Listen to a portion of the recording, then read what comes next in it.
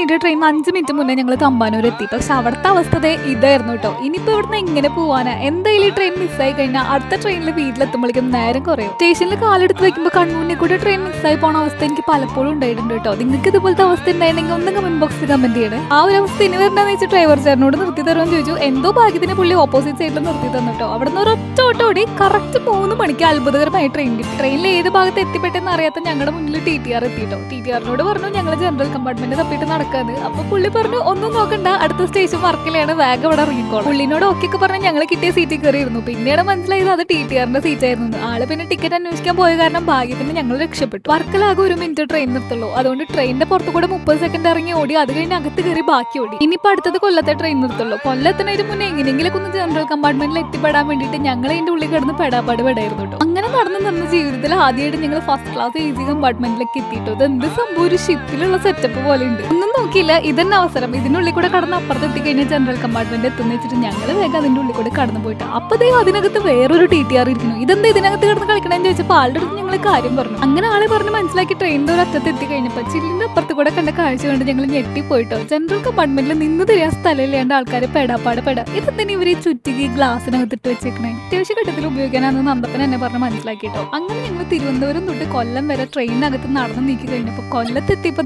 പ്ലാറ്റ്ഫോമിലുള്ള ആൾക്കാർ മൊത്തം ട്രെയിനിൽ കയറാൻ. എന്തെങ്കിലും ആവട്ടെ, ഒന്നുമില്ലെങ്കിലും വിചാരിച്ച ട്രെയിനിൽ തന്നെ വീട്ടിൽ പോകാൻ പറ്റില്ല എന്നുള്ള ആശ്വാസത്തിൽ ഞങ്ങൾ ജനറൽ കമ്പാർട്ട്മെന്റിൽ നിന്ന് യാത്ര ചെയ്തു. ഇതുപോലെ അല്ലെങ്കിൽ ഇതിനും 3G അവസ്ഥയിൽ ട്രെയിൻ ട്രാവൽ ചെയ്തിട്ടുള്ള എക്സ്പീരിയൻസ് എല്ലാം നിങ്ങളുടെ ഒരു ഫ്രണ്ടിന് ഈ ഒരു റീൽ ഷെയർ ചെയ്ത് കൊടുത്തോ.